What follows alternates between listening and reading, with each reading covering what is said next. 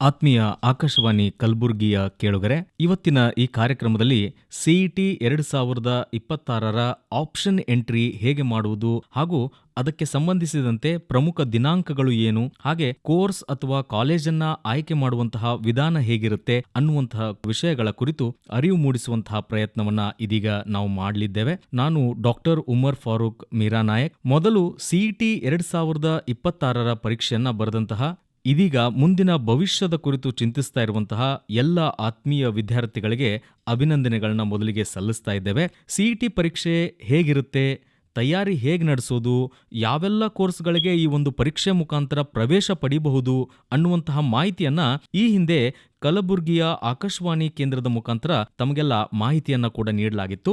ಅದಾದ ನಂತರ ಹಲವಾರು ಪೋಷಕರು ನಮಗೆ ಕರೆ ಮಾಡಿ ಹೆಚ್ಚಿನ ಮಾಹಿತಿಯನ್ನು ಕೂಡ ಪಡೆದಿದ್ರು ಅನ್ನುವಂಥದ್ದನ್ನ ಇಲ್ಲಿ ಸ್ಮರಿಸ್ತಾ, ಇದೀಗ ಪರೀಕ್ಷೆಯ ಫಲಿತಾಂಶ ಬಂದಾಗಿದೆ, ಮುಂದಿನ ಪ್ರಕ್ರಿಯೆಗಳು ಏನೆಲ್ಲ ಇರುತ್ತೆ ಅನ್ನುವಂಥದ್ದನ್ನ ನಾವು ತಿಳಿಯುತ್ತಾ ಹೋಗೋಣಂತೆ. ಸೊ ಹಾಗಾದ್ರೆ ಕೋರ್ಸ್ಗಳನ್ನ ಆಯ್ಕೆ ಮಾಡಿಕೊಳ್ಳಲಿಕ್ಕೆ ಹಲವಾರು ಬದಲಾವಣೆಗಳನ್ನ ಕರ್ನಾಟಕ ಪರೀಕ್ಷಾ ಪ್ರಾಧಿಕಾರದವರು ತಂದಿದ್ದಾರೆ. ಇದರ ಒಂದು ಇತಿಹಾಸವನ್ನ ನೀವು ನೋಡೋದಾದ್ರೆ 2012ಕ್ಕಿಂತ ಮುಂಚೆ ಕೇವಲ ಆಫ್ಲೈನ್ ಮೂಲಕ ಸೀಟ್ ಹಂಚಿಕೆಯನ್ನ ನಡೆಸ್ತಾ ಇದ್ರು. ಇದರಿಂದ ಅನೇಕರಿಗೆ ಕಾಲೇಜ್ ಆಯ್ಕೆ ಪ್ರಕ್ರಿಯೆ ಮತ್ತು ಕೋರ್ಸ್ ಆಯ್ಕೆ ಮಾಡುವಂತಹ ಒಂದು ಪ್ರಕ್ರಿಯೆ ಬಹಳ ಕಷ್ಟಕರವಾಗಿತ್ತು ಅಂತ ಹೇಳ್ಬೋದು. 2012ರ ನಂತರ ಕೌನ್ಸಿಲಿಂಗ್ ಪ್ರಕ್ರಿಯೆಯನ್ನ ಆನ್ಲೈನ್ ಮುಖಾಂತರ ಮಾಡೋದಕ್ಕೆ ಶುರು ಮಾಡ್ತಾರೆ. ಈ ಪ್ರಕ್ರಿಯೆಯಲ್ಲಿ ಮತ್ತಷ್ಟು ಸುಧಾರಣೆಗಳನ್ನ ತಂದು ಇದೀಗ ಅತ್ಯಂತ ನ್ಯಾಯಯುತವಾಗಿ ಹಾಗೂ ಪಾರದರ್ಶಕವಾಗಿ ಮಕ್ಕಳಿಗೆ ಅನುಕೂಲ ಆಗಲಿ ಅನ್ನುವಂತಹ ಕಾರಣಕ್ಕಾಗಿ ಆಪ್ಷನ್ ಎಂಟ್ರಿ ಹಾಗೂ ಚಾಯ್ಸ್ ಸಿಸ್ಟಮ್ ಅನ್ನ ಜಾರಿಗೆ ತಂದಿದ್ದಾರೆ. ಸೊ ಈ ಪ್ರಕ್ರಿಯೆಗಳ ಮುಖಾಂತರ ಇದೀಗ ಅಂದ್ರೆ ಈ ವರ್ಷ ನಮಗೆ ಕೌನ್ಸಿಲಿಂಗ್ ಅನ್ನ ನಡೆಸಲಾಗುತ್ತೆ. ಇದೇ ತಿಂಗಳು 20ರಿಂದ ಆಪ್ಷನ್ ಎಂಟ್ರಿ ಪ್ರಾರಂಭ ಆಗಿದ್ದು ಜೂನ್ 30ರವರೆಗೆ ಆಪ್ಷನ್ ಎಂಟ್ರಿಗೆ ಕೊನೆಯ ದಿನಾಂಕ ಆಗಿರುತ್ತೆ. ದಿನಾಂಕ 25ನ್ನ ಹೊರತುಪಡಿಸಿ ಅಂದ್ರೆ ಆ ದಿನ ವೆಬ್ಸೈಟ್ಗೆ ಸಂಬಂಧಪಟ್ಟಿರುವ ಕೆಲವು ಕೆಲಸ ಕಾರ್ಯಗಳು ಇರುವುದರಿಂದ ಅವತ್ತು ಒಂದು ದಿನ ಏನಂತಂದ್ರೆ ಸ್ಥಗಿತಗೊಳಿಸಲಾಗಿರುತ್ತೆ. ಇನ್ನುಳಿದ ಎಲ್ಲಾ ದಿನಗಳಲ್ಲಿ ನೀವು ಆಪ್ಷನ್ ಎಂಟ್ರಿ ಮಾಡೋದಕ್ಕೆ ವೆಬ್ಸೈಟ್ ಚಾಲನೆಯಲ್ಲಿ ಇರುತ್ತೆ. ಹಾಗಾಗಿ ಎಲ್ಲಾ ವಿದ್ಯಾರ್ಥಿಗಳು ಬೇಗನೆ ಏನು ಅಂತಂದ್ರೆ ಆಪ್ಷನ್ ಎಂಟ್ರಿ ಮಾಡಿ ತಮ್ಮ ಆಯ್ಕೆಗಳನ್ನ ನಮೂದಿಸುವುದು ಕಡ್ಡಾಯ ಆಗಿರುತ್ತೆ. ಹಾಗಾದ್ರೆ ಇದಕ್ಕೆ ನೀವು ಮಾಡಬೇಕಾಗಿರೋದು ಏನು? ಇದಕ್ಕೆ ನೀವು ಮಾಡಬೇಕಾಗಿರೋದಿಷ್ಟೇ. ಮೊದಲನೇದಾಗಿ ಸಿಇಟಿಯನ್ನ ಬರೆದಿರುವಂತಹ ಎಲ್ಲಾ ವಿದ್ಯಾರ್ಥಿಗಳಿಗೆ ಈ ಒಂದು ಕೆಇಎ ವೆಬ್ಸೈಟ್ ನಲ್ಲಿ ವೆರಿಫಿಕೇಶನ್ಸ್ ಅಂತ ಒಂದು ಸ್ಲಿಪ್ ಕೊಟ್ಟಿರ್ತಾರೆ. ಸೊ ಅದನ್ನ ನೀವು ಡೌನ್ಲೋಡ್ ಮಾಡಿ ರೆಡಿ ಇಟ್ಕೊಳ್ಬೇಕು. ಅಂದ್ರೆ ಆಪ್ಷನ್ ಎಂಟ್ರಿ ಈಗಾಗಲೇ ಪ್ರಾರಂಭ ಆಗಿರೋದ್ರಿಂದ ಇನ್ನು ನಮಗೆ 30ನೇ ತಾರೀಕಿನವರೆಗೆ, ಜೂನ್ 30ರವರೆಗೆ ಮಾತ್ರ ಅವಕಾಶ ಕೊಟ್ಟಿರೋದ್ರಿಂದ ನೀವು ಮಾಡಬೇಕಾಗಿರೋದು ಮೊದಲಿಗೆ ವೆರಿಫಿಕೇಶನ್ ಸ್ಲಿಪ್ ಅನ್ನ ಡೌನ್ಲೋಡ್ ಮಾಡಿ ಇಟ್ಕೊಳ್ಬೇಕು. ಅದಾದ ನಂತರ ಆಪ್ಷನ್ ಎಂಟ್ರಿ ಲಾಗಿನ್ಗೆ ಹೋಗ್ಬೇಕಾಗತ್ತೆ. ಹಾಗಾದ್ರೆ ಅದು ಹೇಗಿರುತ್ತೆ ಮತ್ತು ಏನೆಲ್ಲ ಆಯ್ಕೆಗಳನ್ನ ನೀವು ಮಾಡಬೇಕಾಗತ್ತೆ ಅನ್ನುವಂಥದ್ದನ್ನ ನಾವು ಹಂತ ಹಂತವಾಗಿ ನೋಡ್ತಾ ಹೋಗೋಣ. ಮೊದಲನೇದಾಗಿ ನೀವು ವೆರಿಫಿಕೇಶನ್ ಸ್ಲಿಪ್ ರೆಡಿ ಮಾಡಿಕೊಂಡ ನಂತರ ಕೆಇಎ ವೆಬ್ಸೈಟ್ಗೆ ಭೇಟಿಯನ್ನ ಕೊಡಬೇಕು. ಆ ಕೆಇಎ ವೆಬ್ಸೈಟ್ ನಲ್ಲಿ ಕರ್ನಾಟಕ ಸಿಇಟಿ ಲಿಂಕ್ ಬರುತ್ತೆ. ಸೊ ಕೆಇಎ ವೆಬ್ಸೈಟ್ ಅಂತ ನೀವು ಇಂಟರ್ನೆಟ್ ನಲ್ಲಿ ಗೂಗಲ್ ನಲ್ಲಿ ನೀವು ಸರ್ಚ್ ಮಾಡಿದ್ರೆ ಸಾಕು, ಕರ್ನಾಟಕ ಸಿಇಟಿ ಲಿಂಕ್ ಅಂತ ಮೊದಲನೇ ಆಪ್ಷನ್ ಬರುತ್ತೆ. ಅದರ ಮುಖಾಂತರ ನೀವು ಎಂಟ್ರಿ ಆದ್ರೆ ಅಲ್ಲಿ ಆಪ್ಷನ್ ಎಂಟ್ರಿ ಪೋರ್ಟಲ್ ಓಪನ್ ಆಗುತ್ತೆ. ಸೊ ಅಲ್ಲಿಗೆ ನೀವು ಆಪ್ಷನ್ ಎಂಟ್ರಿ ಪೋರ್ಟಲ್ ಅನ್ನ ಎಂಟರ್ ಆದ ಮೇಲೆ ಆ ವೆಬ್ಸೈಟ್ ನಲ್ಲಿ ನಿಮಗೆ 2 ಆಪ್ಷನ್ಸ್ ಗಳನ್ನ ನೋಡೋದಕ್ಕೆ ಸಿಗುತ್ತೆ. ಮೊದಲನೆಯದಾಗಿ UGCET 2026 ಆಪ್ಷನ್ ಎಂಟ್ರಿ ಲಿಂಕ್ 1 ಅನ್ನುವಂತಹ ಒಂದು ಆಪ್ಷನ್ ಕಾಣಿಸುತ್ತೆ. ಅದೇ ರೀತಿಯಾಗಿ ಇನ್ನೊಂದು ಆಪ್ಷನ್ ಇದೆ, UGCET 2026 option entry link 2. So ಈ 2 ಆಯ್ಕೆಗಳು ನಿಮ್ಮ ಮುಂದೆ ಅಲ್ಲಿ ಕಾಣಿಸ್ಕೊಳ್ಳುತ್ತೆ. ಆ 2ರಲ್ಲಿ ಯಾವುದನ್ನಾದರೂ ಒಂದನ್ನ ಕ್ಲಿಕ್ ಮಾಡಿ ಆ ಆಪ್ಷನ್ಸ್ ಗಳನ್ನ ಎಂಟರ್ ಮಾಡೋದ್ರಿಂದ ನೀವು ಲಾಗಿನ್ ಮಾಡ್ಕೊಳ್ಳೋದಕ್ಕೆ ಅವಕಾಶ ಮಾಡಿಕೊಡ್ತಾರೆ. ಸೊ ಹಾಗಾದ್ರೆ ನೀವು 2 ಎಂಟ್ರಿ ಲಿಂಕ್ ಗಳಲ್ಲಿ ಯಾವುದಾದ್ರೂ ಒಂದನ್ನ ಲಿಂಕ್ ನ ಕ್ಲಿಕ್ ಮಾಡ್ತೀರಿ. ಈಗ ನೀವು ಲಾಗಿನ್ ಓಪನ್ ಆಗುತ್ತೆ. ಅಲ್ಲಿಯೂ ಕೂಡ ಲಾಗಿನ್ ಓಪನ್ ಆದ ನಂತರ 2 ಆಪ್ಷನ್ಸ್ ಗಳ ಮುಖಾಂತರ ನೀವು ಲಾಗಿನ್ ಆಗೋದಕ್ಕೆ ಅವಕಾಶ ಮಾಡಿಕೊಟ್ಟಿದ್ದಾರೆ.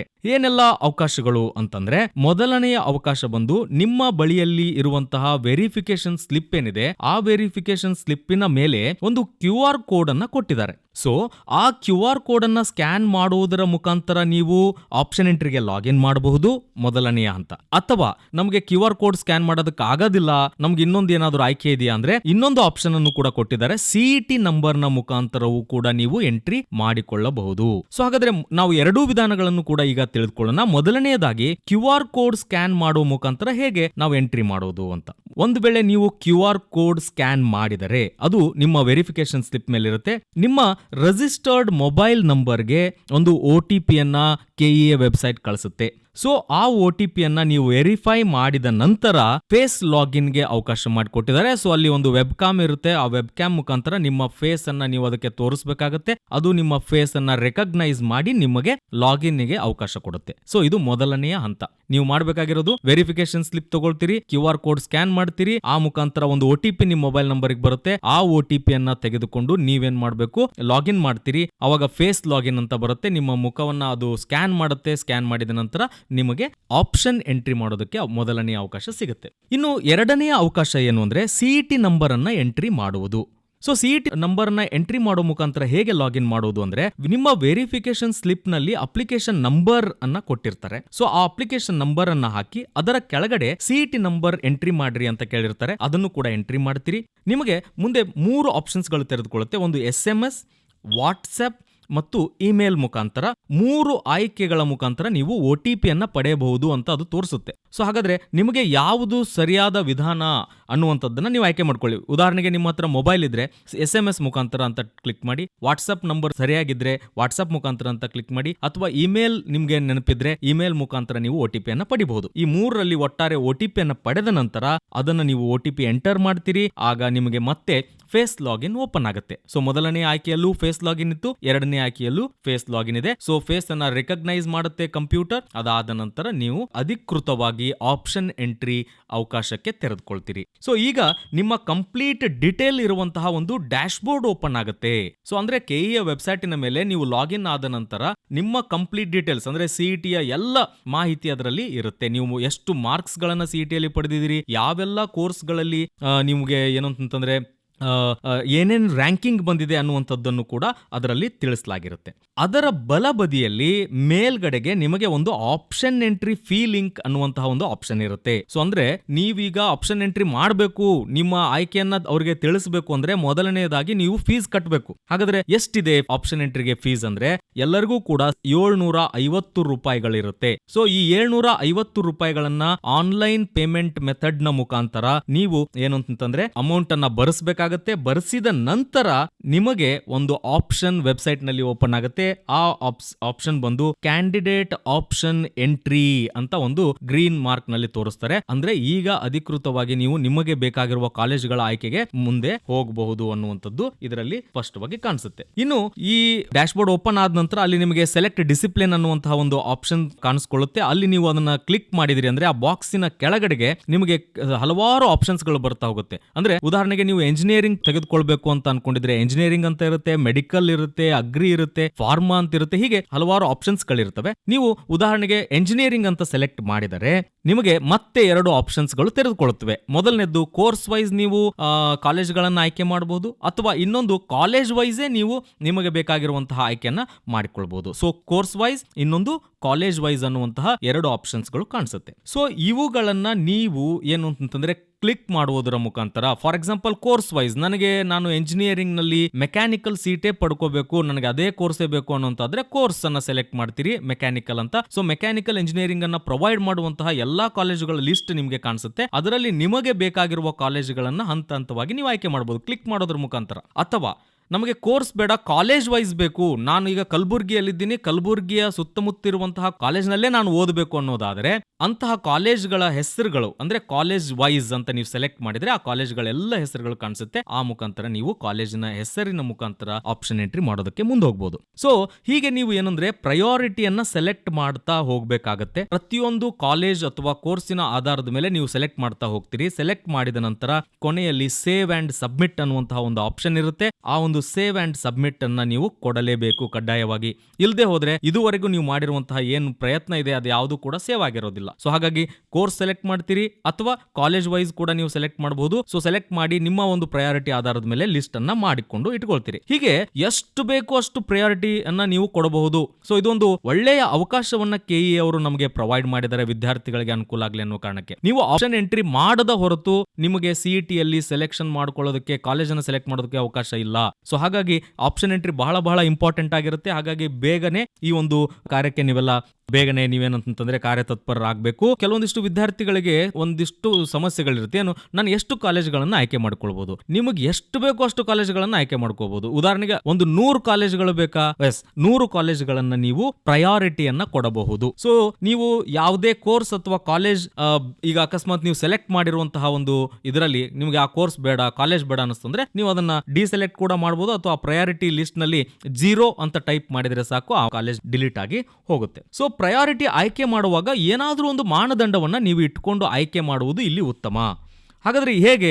ಉದಾಹರಣೆಗೆ ನನಗೆ ಈ ಕಾಲೇಜ್ ಬೇಕೇ ಬೇಕು ಅನ್ನುವಂತಹ ಕೆಲವೊಂದಿಷ್ಟು ಕಾಲೇಜ್ಗಳಿರುತ್ತೆ. ಫಾರ್ ಎಕ್ಸಾಂಪಲ್, ನನಗೆ ಊರಿನ ಆಧಾರದ ಮೇಲೆ, ಅಂದ್ರೆ ಕಲಬುರಗಿ ಸುತ್ತಮುತ್ತಲೇ ನನಗೆ ಸಿಗಬೇಕು ಅಂದ್ರೆ ಒಂದು 10 ಕಾಲೇಜ್ ಇದ್ರೆ ಆ 10 ಕಾಲೇಜ್ಗಳನ್ನ ಮೊದಲಿಗೆ ಸೆಲೆಕ್ಟ್ ಮಾಡಬೇಕು. ಅಂದ್ರೆ ಇವು 100% ಇದೇ ಕಾಲೇಜ್ನಲ್ಲಿ ನಾನು ಓದಬೇಕು, ಇವುಗಳು ನನಗೆ ಸಿಕ್ಕರೆ ಬೆಸ್ಟ್ ಅನ್ನುವಂಥದ್ದನ್ನ ನೀವು ಅವರಿಗೆ ತೋರಿಸ್ಕೊಡ್ಬೇಕು. ಇನ್ನ 10 ಆದ ನಂತರ ಮತ್ತೆ 10 ನೀವು ಸೆಲೆಕ್ಟ್ ಮಾಡ್ಕೊಳ್ಬಹುದು. ಹೀಗೆ ನಿಮ್ಮ ಒಂದು ಪ್ರಯಾರಿಟಿ ಬಹಳ ಇಲ್ಲಿ ಪ್ರಮುಖ ಆಗುತ್ತೆ. ಇದಕ್ಕೆ ನೀವು ಸ್ವಲ್ಪ ಹೋಮ್ವರ್ಕ್ ಮಾಡಬೇಕಾಗತ್ತೆ. ಕಾಲೇಜ್ಗಳ ಲಿಸ್ಟ್ಗಳು, ದಿಕ್ಸೂಚಿ ಅನ್ನುವಂತಹ ಒಂದು ಮಾರ್ಗಸೂಚಿಯನ್ನ ಗವರ್ಮೆಂಟ್ ನವರು ಏನ್ ಬಿಡುಗಡೆ ಮಾಡಿದ್ರು ಅದನ್ನ ಇಟ್ಕೊಂಡ್ರೆ ನಿಮಗೆ ಎಲ್ಲಾ ಕಾಲೇಜ್ಗಳ ಲಿಸ್ಟ್ ಸಿಗುತ್ತೆ. ಅದರ ಮುಖಾಂತರನೂ ಕೂಡ ನೀವೇನಂತಂದ್ರೆ ಈಸಿಯಾಗಿ ಈ ಆಪ್ಷನ್ ಎಂಟ್ರಿಗೆ ಹೋಗಬಹುದು. ಇನ್ನು ಎರಡನೇ ಪ್ರಯಾರಿಟಿ ಆಗಿ ಓಕೆ, ಈ ಕಾಲೇಜ್ಗಳು ಸಿಕ್ಕರೆ ಸಾಕು, ನಡೆಯುತ್ತೆ, ಏನ್ ತೊಂದರೆ ಇಲ್ಲ ಅನ್ನುವಂಥದ್ದಿದ್ರೆ ಅಂತ ಒಂದು 10 ಕಾಲೇಜ್ಗಳನ್ನ ಸೆಲೆಕ್ಟ್ ಮಾಡ್ರಿ.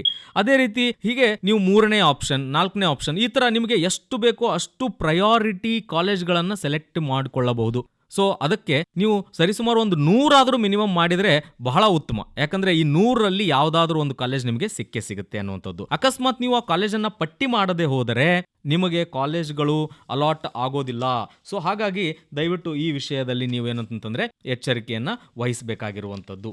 ಸೊ ಮುಂದೆ ಈಗ ನೀವು ಪ್ರಯಾರಿಟಿಗಳನ್ನು ಸೆಲೆಕ್ಟ್ ಮಾಡಿದ ನಂತರ ಒಂದು 100 ಕಾಲೇಜ್ಗಳನ್ನು ಸೆಲೆಕ್ಟ್ ಮಾಡಿದಿರಿ ಅನ್ಕೊಳ್ಳೋಣ. ಸೊ ಇದಾದ ನಂತರ ನಿಮಗೆ ಒಂದಿಷ್ಟು ಟೈಮನ್ನು KA ವೆಬ್ಸೈಟ್ನವರು ಈ ಎಲ್ಲ ಆಯ್ಕೆಗಳನ್ನು ಅನಲೈಸ್ ಮಾಡೋದಕ್ಕೆ ಟೈಮ್ ತಗೊಳ್ತಾರೆ. ಅದಾದ ನಂತರ ಕೌನ್ಸಿಲಿಂಗ್ ಅನ್ನ ಅನೌನ್ಸ್ ಮಾಡ್ತಾರೆ. ಸೊ ಕೌನ್ಸಿಲಿಂಗ್ ಅನೌನ್ಸ್ ಮಾಡುವಾಗ ನಿಮಗೆ ಕಾಲೇಜ್ ಹೇಗೆ ಅಲಾಟ್ ಆಗುತ್ತೆ ಅಂದ್ರೆ, ನೀವೇನು 100 ಆಯ್ಕೆ ಮಾಡ್ಕೊಂಡಿದ್ದೀರಿ, ಈ 100ಕ್ಕೆ ನೀವು ಎಲಿಜಿಬಲ್ ಇದ್ದೀರಾ ಅಂದ್ರೆ, ಉದಾಹರಣೆಗೆ ನಿಮ್ಮ ಪ್ರಯಾರಿಟಿ ಹೇಗಿದೆ, ನಿಮ್ಮ ಕ್ಯಾಟಗರಿ ಏನ್ ಬರುತ್ತೆ, ನಿಮ್ಮ ರ್ಯಾಂಕ್ ಎಷ್ಟು ಬಂದಿದೆ. ಸೊ ಈ ಎಲ್ಲ ಆಧಾರದ ಮೇಲೆ ನಿಮಗೆ KA ಅವರು ನಿಮ್ಗೆ ಏನಂತಂದ್ರೆ ಸೀಟ್ ಅನ್ನ ಅಲಾಟ್ ಮಾಡ್ತಾರೆ. ಸೊ ಸೀಟ್ ಅಲಾಟ್ ಮಾಡಿದ ನಂತರ ನೀವು ಏನು ಅಂತಂದ್ರೆ ಕೌನ್ಸಿಲಿಂಗ್ ಪ್ರಕ್ರಿಯೆಗೆ ಹೋಗ್ಬೇಕಾಗತ್ತೆ. ಸೊ ಇದಿಷ್ಟು ಏನು ಅಂತಂದ್ರೆ ಆಪ್ಷನ್ ಎಂಟ್ರಿ ಹೇಗೆ ಮಾಡುವುದು ಅನ್ನೋದ್ರ ಬಗ್ಗೆ ವಿವರವಾದ ವಿವರಣೆಯನ್ನ ನಿಮಗೆ ನೀಡಿದೀವಿ. ಸೊ ಇದಾದ ನಂತರ ನೀವು ಕೌನ್ಸಿಲಿಂಗ್ ಮೊದಲನೇ ಹಂತ, 2ನೇ ಹಂತ, 3ನೇ ಹಂತ, ಹೀಗೆ ಬೇರೆ ಬೇರೆ ಹಂತಗಳಲ್ಲಿ ಕೌನ್ಸಿಲಿಂಗ್ ಅನ್ನ ಪ್ರಾರಂಭ ಮಾಡ್ತಾರೆ.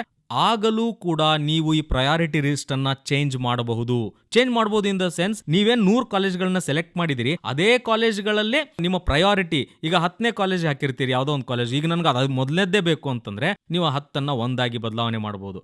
ಆದರೆ ಈ 100 ಕಾಲೇಜ್ಗಳು ನೀವೇನ್ ಸೆಲೆಕ್ಟ್ ಮಾಡಿದಿರಿ ಅದನ್ನ ಬಿಟ್ಟು ಹೊರಗಡೆಯಿಂದ ಮತ್ಯಾವುದೇ ಕಾಲೇಜ್ಗಳನ್ನ ಸೆಲೆಕ್ಟ್ ಮಾಡೋದಕ್ಕೆ ಆ ಒಂದು ಪ್ರಕ್ರಿಯೆಯಲ್ಲಿ ಅವಕಾಶ ಸಿಗೋದಿಲ್ಲ. ಸೊ ಹಾಗಾಗಿ ಆಪ್ಷನ್ ಎಂಟ್ರಿ ಮಾಡುವಾಗ ಸ್ವಲ್ಪ ಎಚ್ಚರಿಕೆಯನ್ನ ವಹಿಸೋದು ಬಹಳ ಉತ್ತಮ. ಇದಾದ ನಂತರ ಮುಂದೆ ಏನಿರುತ್ತೆ ಅಂತಂದ್ರೆ ಕೌನ್ಸಿಲಿಂಗ್ ಪ್ರಾರಂಭ ಆಗುತ್ತೆ. ಅಲ್ಲಿ ನಿಮಗೆ ಮತ್ತೆ ಚಾಯ್ಸ್ ಬೇಸ್ಡ್ ಸಿಸ್ಟಮ್ ಅನ್ನ ಕೊಟ್ಟಿದ್ದಾರೆ. ಅಂದ್ರೆ 4 ಬಾರಿ ಚಾಯ್ಸ್ 1, ಚಾಯ್ಸ್ 2, ಚಾಯ್ಸ್ 3, ಚಾಯ್ಸ್ 4 ಅನ್ನುವಂತ ರೀತಿಯಲ್ಲಿ ನಿಮಗೆ ಕಾಲೇಜ್ಗಳನ್ನ ಆಯ್ಕೆ ಮಾಡೋದಕ್ಕೆ ಅವಕಾಶ ಕೊಟ್ಟಿರ್ತಾರೆ. ಮೊದಲನೇದಾಗಿ ಚಾಯ್ಸ್ 1 ಅಂತ ಕೊಟ್ರಿ ಅಂತ ಅನ್ಕೊಳ್ರಿ. ಸೊ ಅದರಲ್ಲಿ ನೀವು ಕೌನ್ಸಿಲಿಂಗ್ ಹೋಗಿದಿರಿ, ನೀವು ಅನ್ಕೊಂಡಿರುವ 100 ಕಾಲೇಜ್ಗಳಲ್ಲಿ ಟಾಪ್ 10 ಕಾಲೇಜ್ ನೀವು ಏನು ಆಯ್ಕೆ ಮಾಡಿದ್ರಿ, ಅದ್ರಲ್ಲಿ ಯಾವುದೋ ಒಂದು ಕಾಲೇಜ್ ಸಿಕ್ಬಿಡ್ತು ಅನ್ಕೊಳ್ರಿ. So I am okay with the college, ನನಗೆ ಈ ಕಾಲೇಜ್ ಬೇಕೇ ಬೇಕು, ನನಗೆ ನಾನು ಅನ್ಕೊಂಡಿದ್ದೆ ನನಗೆ ಸಿಕ್ಕಿದೆ. ಸೊ ಅವಾಗ ನೀವು ಮಾಡ್ಬೇಕಾಗಿರೋದಿಷ್ಟೇ, ಅಲ್ಲಿ ಒಂದು ಡೌನ್ಲೋಡ್ ಚಲನ್ ಕೊಡ್ತಾರೆ, ಆ ಡೌನ್ಲೋಡ್ ಚಲನ್ ಡೌನ್ಲೋಡ್ ಮಾಡ್ಕೊಳ್ಳಿ. ಅದಾದ ನಂತರ ಅದಕ್ಕೆ ಸಂಬಂಧಪಟ್ಟಿರುವಂತಹ ಫೀ ಅನ್ನ ಪೇ ಮಾಡ್ರಿ. ಅದಾದ ನಂತರ ಸೀಟ್ ಕನ್ಫರ್ಮೇಶನ್ ಸ್ಲಿಪ್ ಅಂತ ಜನರೇಟ್ ಆಗುತ್ತೆ. ಆ ಸೀಟ್ ಕನ್ಫರ್ಮೇಶನ್ ಸ್ಲಿಪ್ ಅನ್ನ ತೆಗೆದುಕೊಂಡು ಅದರಲ್ಲಿ ಕೆಳಗಡೆ ಎಲ್ಲ ಬರೆದಿರ್ತಾರೆ, ಕಾಲೇಜಿಗೆ ಹೋಗುವಾಗ ನೀವೇನೆಲ್ಲ ಡಾಕ್ಯುಮೆಂಟ್ಸ್ ಗಳನ್ನ ತೆಗೆದುಕೊಂಡು ಹೋಗ್ಬೇಕು ಅಂತ. ಸೊ ಅದನ್ನೆಲ್ಲವನ್ನು ಪಟ್ಟಿ ಮಾಡ್ಕೊಳ್ಳಿ, ಅವುಗಳೆಲ್ಲವನ್ನು ಕಲೆಕ್ಟ್ ಮಾಡಿಕೊಂಡು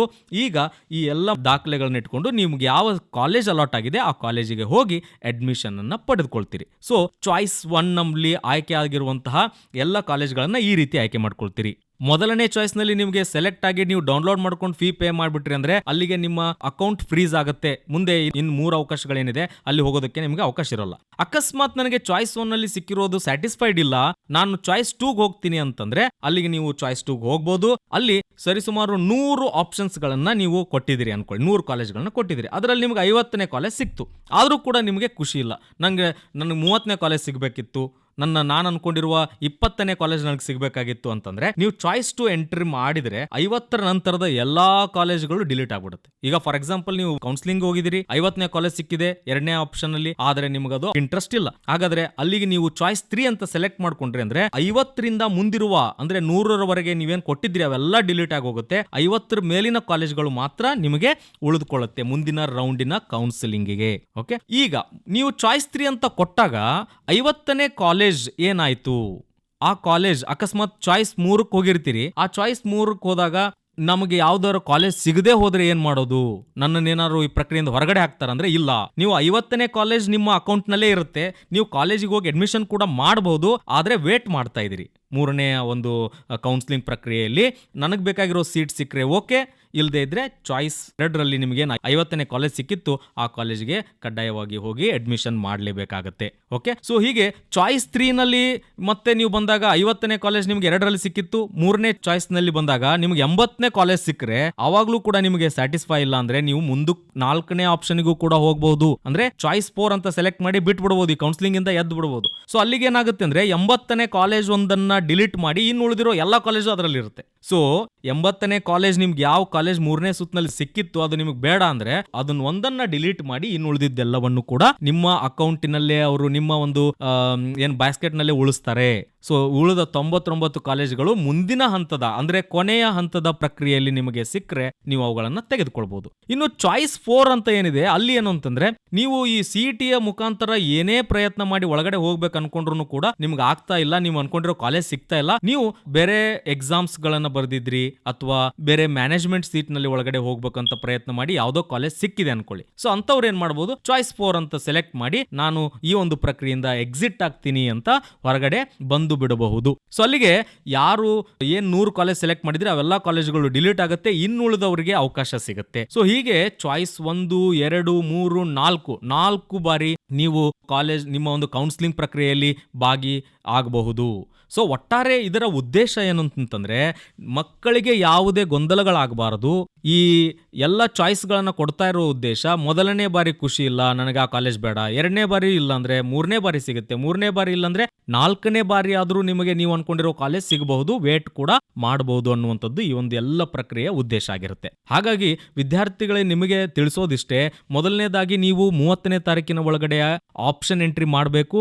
ನೀವು ಆಪ್ಷನ್ ಎಂಟ್ರಿ ಮಾಡಿದ ನಂತರ ನೀವು ಏನು ಆಪ್ಷನ್ಸ್ ಗಳನ್ನ ಪ್ರಯಾರಿಟಿಗಳನ್ನ ಸೆಲೆಕ್ಟ್ ಮಾಡಿದಿರಿ ಆ ಲಿಸ್ಟಿನ ಅನ್ವಯ ನೀವು ಅದಕ್ಕೆ ಎಲಿಜಿಬಲ್ ಇದೀರಾ ಅಥವಾ ಇಲ್ವಾ ಅನ್ನೋದನ್ನ ಕೌನ್ಸಿಲಿಂಗ್ ನಲ್ಲಿ ಕೆಇಎ ನವರು ತಿಳಿಸ್ತಾ ಹೋಗ್ತಾರೆ. ಈ 4 ಚಾಯ್ಸ್ ಗಳು ಮುಗಿದ ನಂತರ ಈ ಒಂದು ಸಿಇಟಿ ಪ್ರಕ್ರಿಯೆ ಕಂಪ್ಲೀಟ್ ಆಗಿ ಮುಗಿಯುತ್ತೆ. ಸೊ ನಿಮಗೆ ಒಂದು ಕಿವಿ ಮಾತು ಏನು ಅಂತಂದ್ರೆ, ಅಂದ್ರೆ ವಿದ್ಯಾರ್ಥಿಗಳಿಗೆ ಹಾಗೂ ಪೋಷಕರಿಗೆ ಕಿವಿ ಮಾತು ಏನು ಅಂದ್ರೆ, ಯಾರು ಕೂಡ ಬೇರೆ ಆಮಿಷಗಳಿಗೆ ಬಲಿ ಆಗಬಾರದು ಅನ್ನುವಂಥದ್ದನ್ನ ಈ ಒಂದು ಕೆಇಎ ಮುಖ್ಯಸ್ಥರು ಬಹಳ ಬಾರಿ ವಿನಂತಿಸಿಕೊಂಡಿದ್ದಾರೆ. ಅಂದ್ರೆ ಈಗ ಯಾಕೆ ಸುಮ್ಮನೆ ಕೆಇಎ ಮುಖಾಂತರ ನೀವು ಸಿಇಟಿ ಕೌನ್ಸಿಲಿಂಗ್ ಮುಖಾಂತರ ಸೀಟ್ ತಗೊಳ್ತೀರಿ, ನಾವೇ ನಿಮ್ಗೆ 1 ಲಕ್ಷಕ್ಕೆ ಸೀಟ್ ಕೊಡ್ತೀವಿ ಬನ್ನಿ ಅಂತ ಯಾವ್ದಾದ್ರು ಕಾಲೇಜ್ನವ್ರು ಕರೀತಾ ಇದ್ದಾರೆ ಅಂದ್ರೆ ನೀವು ಅಲ್ಲಿ ಹೋಗಿ ಸುಮ್ಮನೆ ಬಲಿಪಶುಗಳಾಗಬೇಡಿ. ಯಾಕೆಂದ್ರೆ ಸಿಇಟಿಯ ಒಂದು ಪ್ರಕ್ರಿಯೆಯ ಮುಖಾಂತರ ನಿಮಗೆ 45% ಸೀಟ್ಗಳು ಎಲ್ಲವೂ ಕೂಡ ಕೆಇಎನವರೇ ಹಂಚಿಕೆ ಮಾಡ್ತಾ ಇರೋದ್ರಿಂದ ಒಂದಿಲ್ಲೊಂದು ಹಂತದಲ್ಲಿ ನಿಮಗೆ ಸೀಟ್ ಸಿಗುವುದು ಕನ್ಫರ್ಮ್ ಇದ್ದೇ ಇದೆ. ಬಹಳಷ್ಟು ವಿದ್ಯಾರ್ಥಿಗಳಿಗೆ ನನಗೆ 1 ಲಕ್ಷ ರ್ಯಾಂಕಿಂಗ್ ಬಂದಿದೆ ಸರ್, 1,20,000 ರ್ಯಾಂಕಿಂಗ್ ಬಂದಿದೆ ಸರ್. ಸೊ ಹಿಂಗೆ ಬೇರೆ ಬೇರೆ ಗೊಂದಲಗಳಿರುತ್ತೆ. ನನಗೆ ಬಹಳ ರ್ಯಾಂಕಿಂಗ್ ಬಂದ್ಬಿಟ್ಟಿರೋದ್ರಿಂದ ನನಗೆ ಸೀಟ್ ಸಿಗೋದೇ ಡೌಟು, ಹಾಗಾಗಿ ಸುಮ್ಮನೆ ಯಾವುದಾದ್ರೂ ಮ್ಯಾನೇಜ್ಮೆಂಟ್ ಸೀಟಲ್ಲಿ ಒಳಗಡೆ ಹೋಗ್ಬಿಡೋಣ ಅಂತ ಹೋಗಿರ್ತೀರಿ. ಆದರೆ 1,50,000 ನೀವು ಇದ್ರೂ ಕೂಡ ಅಕಸ್ಮಾತ್ ಆಗಿ ನಿಮ್ಮ ಪ್ರಯಾರಿಟಿ, ನಿಮ್ಮ ಒಂದು ರ್ಯಾಂಕಿಂಗ್, ನಿಮ್ಮ ಒಂದು ಕ್ಯಾಟಗರಿ ಕನ್ನಡ ಮಾಧ್ಯಮ ಅಥವಾ ಇನ್ನುಳಿದ ಯಾವುದಾದ್ರೂ ನಿಮಗೆ ಬ್ಯಾಕಪ್ ಸಿಕ್ಕಿದ್ರೆ ಆ ಮುಖಾಂತರ 1,50,000 ಇದ್ರೂ ಕೂಡ ನೀವು ಅನ್ಕೊಂಡಿರೋ ಕಾಲೇಜ್ ನಿಮಗೆ ಸಿಗುವಂತಹ ಸಾಧ್ಯತೆಗಳು ಜಾಸ್ತಿ ಇದೆ. ಸೊ ಹಾಗಾಗಿ ನಿಮ್ಮೆಲ್ಲರಿಗೂ ಕೂಡ ಒಂದು ಸಣ್ಣ ಕಿವಿ ಮಾತು, ಈ ಒಂದು ಕೆಇಎ ನಡೆಸ್ತಾ ಇರುವಂತಹ ಸಿಇಟಿಯ ಕೌನ್ಸಿಲಿಂಗ್ ಪ್ರಕ್ರಿಯೆಯಲ್ಲಿ ಭಾಗವಹಿಸಿ. ಮತ್ತೆ ಏನಂತಂದ್ರೆ ಅತ್ಯಂತ ಕಡಿಮೆ ವೆಚ್ಚದಲ್ಲಿ ನೀವು ಎಂಜಿನಿಯರಿಂಗ್, ಮೆಡಿಕಲ್ ಹೀಗೆ ನೀವು ಅನ್ಕೊಂಡಿರುವಂತಹ ಎಲ್ಲ ಕೋರ್ಸ್ಗಳನ್ನು ಕೂಡ ಮಾಡಬಹುದಾಗಿದೆ ಅನ್ನುವಂತಹ ಮಾಹಿತಿಯನ್ನು ನಿಮಗೆ ತಿಳಿಸ್ತಾ, ಸೊ ಇವತ್ತಿನ ಒಂದು ಕಾರ್ಯಕ್ರಮವನ್ನ ನಾವು ಇಲ್ಲಿಗೆ ಮುಗಿಸ್ತಾ ಇದ್ದೀವಿ. ಬಹುಶಃ ನಿಮಗೆ ಇದೆಲ್ಲವೂ ಕೂಡ ಏನಂತಂದ್ರೆ ಉಪಯುಕ್ತವಾಗಿದೆ ಅಂತ ಅನ್ಕೊಂಡು ಕೊನೆಯನ್ನ ಹೇಳ್ತಾ ಇದ್ದೀವಿ. ಎಲ್ರಿಗೂ ನಮಸ್ಕಾರ, ಎಲ್ಲರಿಗೂ ಒಳ್ಳೆಯದಾಗ್ಲಿ.